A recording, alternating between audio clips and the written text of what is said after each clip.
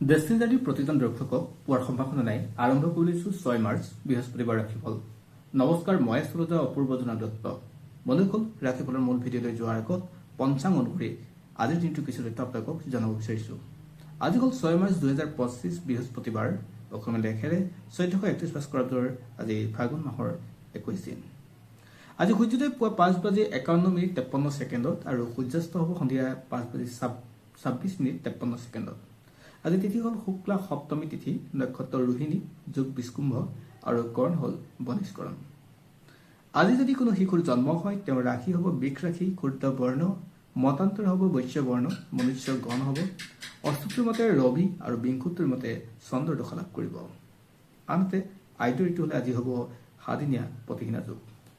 বন্ধুসকল, আপোনালোকে যদি আমাৰ এই ভিডিঅ' ফেচবুকত প্ৰথমবাৰ কাৰণে চাইছে, পেজটো ফ'ল' কৰি ৰাখিব আৰু ইউটিউবত যদি চাইছে তেনেহ'লে চেনেলটো ছাবস্ক্ৰাইব কৰি কাষত থকা বেল আইকনটো প্ৰেছ কৰিবলৈ নাপাহৰিব, যাতে অনাগত দিনত আমাৰ এষ্ট্ৰলজিৰ ভিডিঅ'সমূহ আপুনি সহজে পায়। বন্ধুসকল, আন দিনৰ দৰেও আজিও আপুনি লাইক, কমেণ্ট আৰু শ্বেয়াৰ কৰিবলৈ নাপাহৰিব এই ভিডিঅ'। এতিয়া এইটো ৰাশিফলৰ মূল অংশলৈ।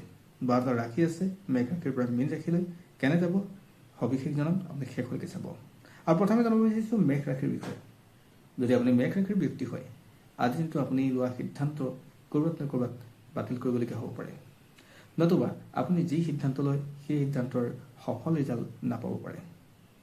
বহু ক্ষেত্ৰত আপোনাৰ দুমুখীয়া স্থিতি গ্ৰহণ কৰিবলগীয়া হ'ব পাৰে। আপোনাৰ পৰিয়ালৰ মাজত এয়া আপোনাৰ সম্ভৱ হৈ উঠিব।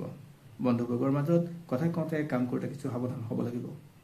লেনদেন কৰোঁতে আজি বৰ এটা পজিটিভ দেখা পোৱা নাই, গতিকে আপুনি লেনদেন কৰোঁতে অলপ সাৱধান হ'ব। বিশেষকৈ আৰ্থিক লেনদেনে আপোনাক জোৰদাৰ কৰিব। ইয়াৰ ভিতৰত আহিছোঁ বৃষ ৰাশিলৈ। যদি আপুনি বৃষ ৰাশিৰ ব্যক্তি হয়, তেনেহ'লে অত্যাধিক আত্মবিশ্বাস থাকিব আজিৰ দিনটোত। আপুনি যি কাম কৰে তাৰ ভাল ৰিজাল্ট পোৱাৰ সম্ভাৱনা থাকিব।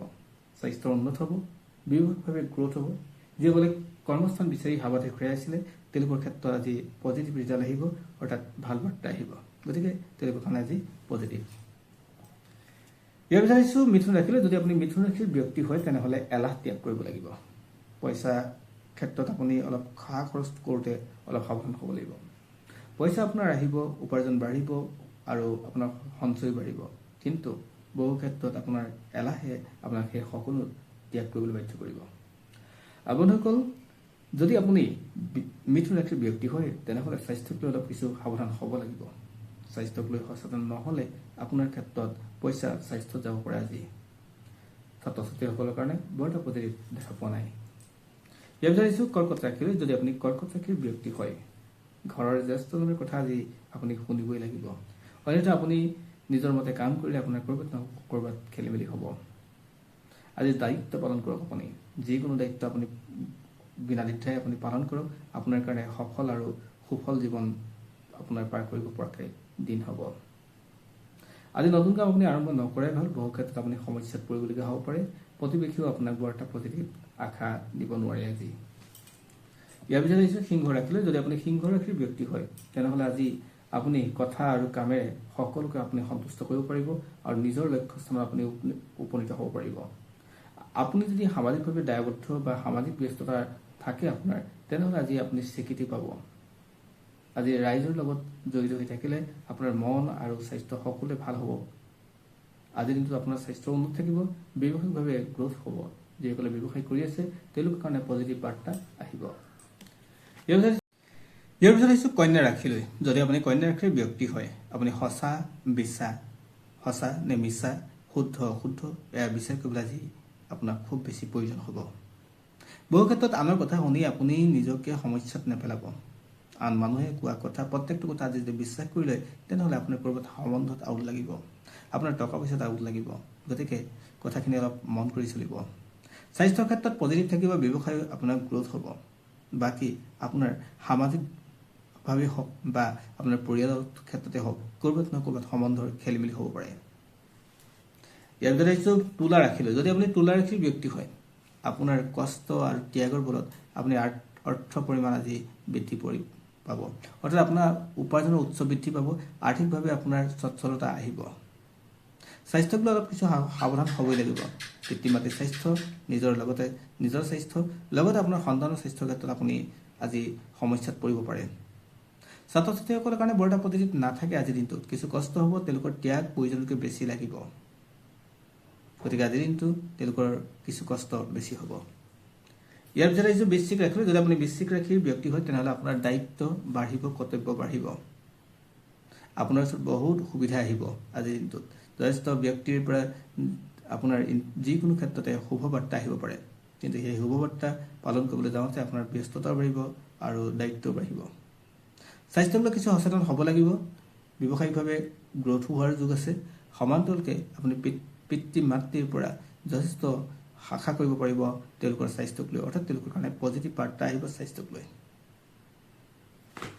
ইয়াৰ ভিতৰত আহিছোঁ ধনু ৰাশি। যদি আপুনি ধনু ৰাশিৰ ব্যক্তি হয় তেনেহ'লে আজি পৰিয়ালক কিছু সময় দিয়ক। আজি যথেষ্ট আপোনাৰ কাৰণে শুভ। পৰিয়ালটো আনন্দৰ মতে আজি ভাল হ'ব, অৰ্থাৎ আনন্দৰ মনে চলিব পাৰিব। পিতৃ মাতৃ, ককাই ভাই সকলোৰে মাজত আজি হাঁহি বিৰিঙি দেখা পাব। ঠিক তেনেকৈ তেওঁলোকৰ মাজত আন্তৰিকতা বৃদ্ধি পাব। পতি পত্নীয়ে হওক, প্ৰেমিক প্ৰেমিকা হওক, তেওঁলোকৰ মাজত আন্তৰিকতা বৃদ্ধি পাব। আৰু আৰ্থিকভাৱে আজি যথেষ্ট সবল হোৱাৰ যোগ থাকে আপোনাৰ ক্ষেত্ৰত। যি কাম কৰিছে সেই কামত উন্নতি, আৰু যিসকলে কাম বিচাৰি পোৱা নাই তেওঁলোকৰ কাৰণে কাম বিচাৰি পোৱাৰ সুযোগ মিলিব। ইয়াৰ পিছত আহিছোঁ মকৰ ৰাশিলৈ। যদি আপুনি মকৰ ৰাশিৰ ব্যক্তি হয় আপুনি ন্যায় প্ৰদান কৰিবলৈ যত্ন কৰিব। আজি আপুনি দুই কুল ৰক্ষা কৰি কথা কোৱাতকৈ আপুনি নিৰপেক্ষ তদন্ত কৰি আপোনাৰ নিজৰ কথাখিনি ব্যক্ত কৰিবলৈ যত্ন কৰিব, য'ত আপোনাৰ ন্যায় থাকিব। গতিকে আজি দিনটো আপোনাৰ কাৰণে শুভ মংগলময় হ'ব। আপুনি কোৱা কথা আজি যথেষ্ট গুৰুত্ব থাকিব। কামত আপোনাৰ ভাল হ'ব আৰু নতুন কাম আপুনি আৰম্ভ কৰিব পাৰিব। স্বাস্থ্যক লৈ আপুনি চিন্তা কৰিবলগীয়া কোনো কথা নাই। আৰ্থিক স্থিতিও আপোনাৰ কাৰণে ভাল আৰু পাবলগীয়া পইচা ঘূৰাই পোৱাৰ যোগ থাকে। ইয়াৰ পিছত আহিছোঁ কুম্ভ ৰাশিলৈ। যদি আপুনি কুম্ভ ৰাশিৰ ব্যক্তি হয় তেনেহ'লে আজি বহু ক্ষেত্ৰত আপোনাৰ সমস্যা আহিব পাৰে। বিশেষকৈ স্বাস্থ্যক লৈ আপুনি সমস্যা কৰিব পাৰে। আপোনাৰ আৰ্থিক লেনদেনক লৈ সমস্যাত পৰিব পাৰে। যদি আপুনি মাটি বাৰী কাম কৰিবলৈ বিচাৰিছে আজি যিটো আপুনি নকৰাই ভাল। বহু ক্ষেত্ৰত আপুনি ঠগ প্ৰবঞ্চনা বা আপোনাৰ সমস্যা আহিব পাৰে। গতিকে আজি যিটো আপুনি কিছু ক্ষেত্ৰত গুৰুত্ব দিব লাগিব। আজি টকা পইচাৰ লেনদেনৰ ক্ষেত্ৰতো আপোনাৰ অলপ সাৱধান হ'ব লাগিব। ককাই ভাইৰ মাজত আন্তৰিকতা ক'ৰবাত নহয় ক'ৰবাত আজি কমাৰ সম্ভাৱনা আছে।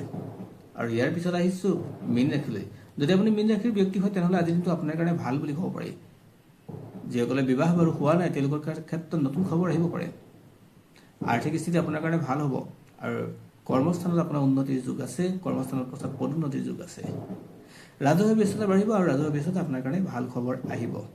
আজি আপোনাৰ কাৰণে পজিটিভ দিন আৰু আপোনাৰ খং কমাব লাগিব। কিন্তু আজি বহু ক্ষেত্ৰত আপুনি খঙাল ব্যক্তিত্বৰ যদি পৰিচয় দিয়ে তেনেহ'লে বহু ক্ষেত্ৰত আপুনি লোকচান হোৱাৰ সম্ভাৱনা আছে। ধন্যবাদ। পুনৰ আন এক ভিডিঅ'ত আপোনালোক সকলোকে লগ পাম। আজিলৈ সামৰিছোঁ।